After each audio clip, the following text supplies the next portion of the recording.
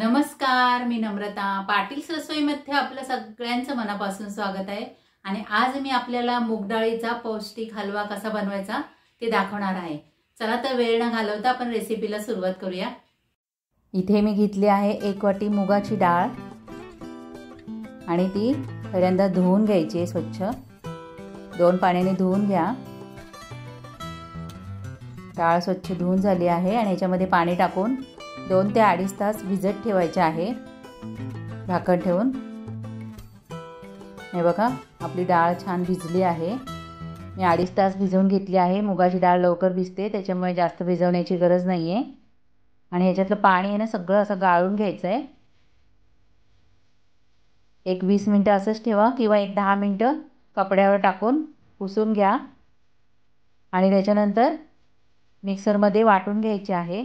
हे बघा मी चांगली आता कोरडी करून घेतली आहे आणि मीडियम वाटायची, एकदम जाड पण नको आणि एकदम बारीक पण नको।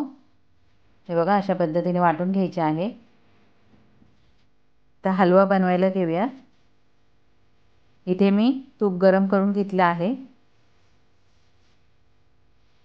आणि जी डाळ वाटलेली आहे ना त्याच्यामध्ये टाकून घ्यायची आहे।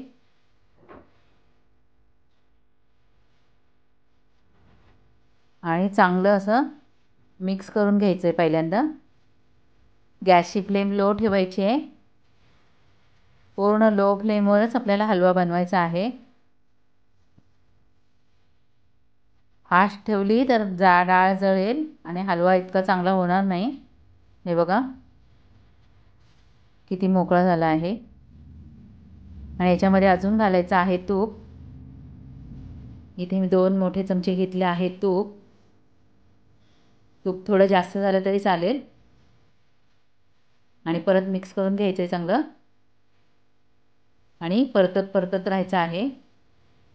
जसं परतत राहाल ना तसं डाळीतलं तूप आहे ना बाजूला सोडलं जातं आणि एकदम हलकी हलकी होत जाते डाळ।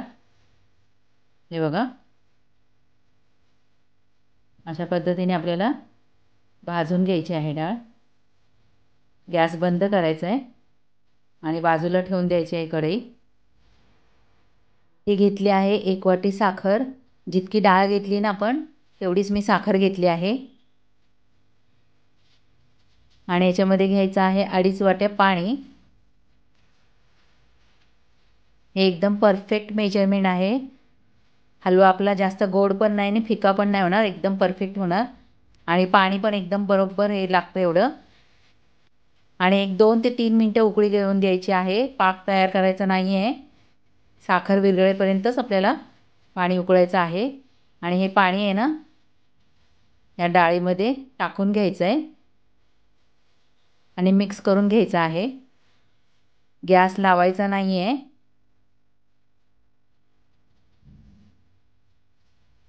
अशा पद्धतीने मिक्स करायचं आहे। थोडं थोडं पाणी टाकायचं आणि मिक्स करून घ्यायचं आहे म्हणजे डाळ एकदम चांगली शिजली जाते।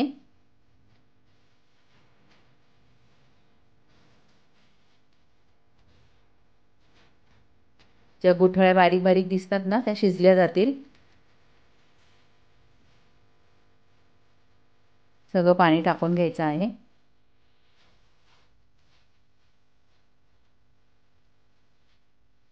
अशा पद्धतीने मिक्स करून घ्यायचं आहे आणि आता गॅस चालू करायचा आहे आणि सतत मिक्स करत राहायचं आहे, ढवळत राहायचं आहे।